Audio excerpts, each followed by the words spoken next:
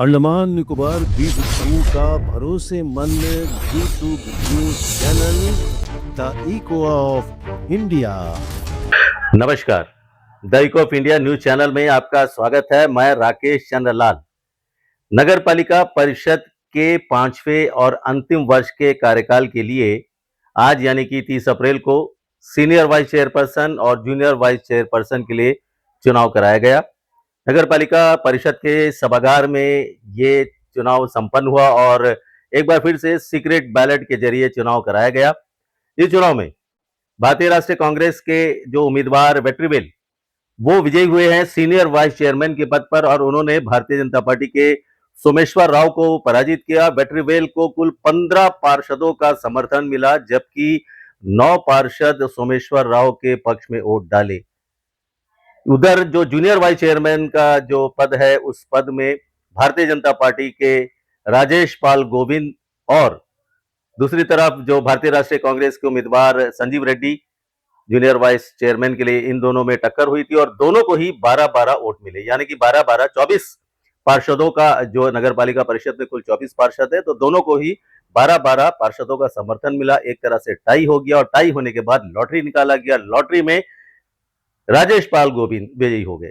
इस तरह से जो जूनियर वाइस चेयरमैन में भाजपा का कब्जा हुआ, जबकि सीनियर वाइस चेयरमैन में भारतीय राष्ट्रीय कांग्रेस के उम्मीदवार वेट्रीवेल ने जीत दर्ज की। नगर पालिका परिषद के चेयरमैन का अभी 23 अप्रैल को ही चुनाव कराया गया था, वो भी सीक्रेट बैलेट में, और उसमें कांग्रेस की उम्मीदवार जो वो जीती थी और उन्हें 13-11 मतों से उन्होंने भाजपा के उम्मीदवार को हराया था। तो यहाँ ये साफ हो गया है कि जब सीक्रेट बैलेट हुआ है तो आज सीनियर वाइस चेयरमैन में 15 पार्षद ने ये आपका वेट्रीवेल को सपोर्ट किया, तो कहीं ना कहीं जो पार्षद थे उन पार्षदों में से कई क्रॉस वोटिंग किए हैं। ये बिल्कुल खुलकर सामने आया है, क्योंकि जो 24 पार्षदों की जो नगर पालिका परिषद में है, उसमें हम बता दें कि भाजपा और उसके सहयोगी टीडीपी, भाजपा के 10 और टीडीपी के 2, यानी कि कुल 12 पार्षद है। तो वहीं भारतीय राष्ट्रीय कांग्रेस के 10 है, एक उनका सहयोगी डीएमके है, उसे मिलाकर 11 होता है, और एक निर्दलीय उम्मीदवार है, तो उसे मिलाकर 12 होता है। तो मतलब निर्दलीय और डीएमके और कांग्रेस को मिला दे तो उनका भी टोटल 12 पार्षद होते हैं।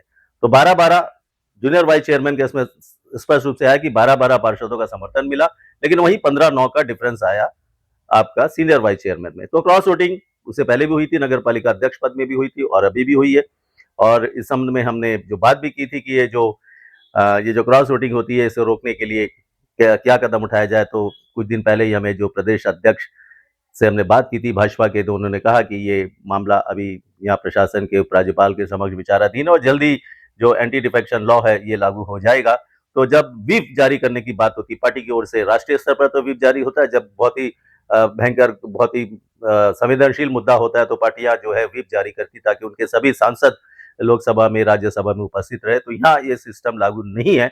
इससे चलते हुए जो है कोई भी सीक्रेट बैलेट होता पता भी नहीं चलता है। तो कोई भी पार्षद अगर अध्यक्ष पद के ही ले ले, अगर कोई दूसरा पार्षद चाहता था कि उसे अध्यक्ष बनाया जाए और नहीं बना, किसी और को कैंडिडेट को बना दिया, अगर तो उसने क्रॉस वोटिंग कर दी हो सकता है। ये मैं कोई गारंटी के साथ नहीं कह सकता, लेकिन ऐसी अमूमन होता है, नाराजगी भी होती है।